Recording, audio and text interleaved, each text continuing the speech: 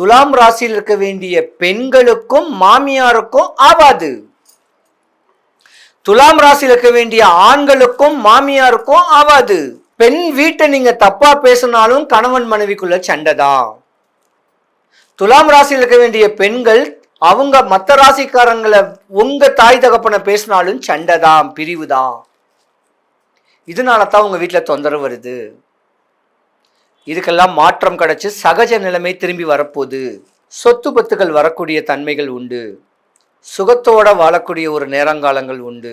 யோகமே உங்களுக்கு இருக்கு. குரு பகவான் உங்க ராசிக்கு என் எதிர் வீட்டில் ரிஷப ராசியில தான் இருக்காரு. உங்க வீட்டில் சுபகாரியங்கள் நடக்கலாம்.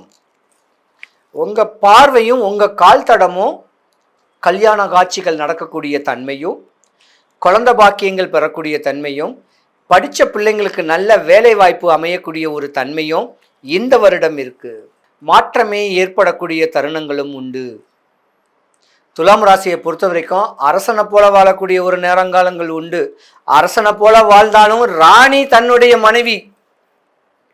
மனைவியை விட்டு மாற்றான் மனைவி மேல ஆசை பாசம் வந்தாலும் அந்த ராஜா தரடிக்கெட் தான். அதனால மனைவியை நேசிங்க. ஆசை கோபம் காமத்தை கட்டுப்படுத்துங்க.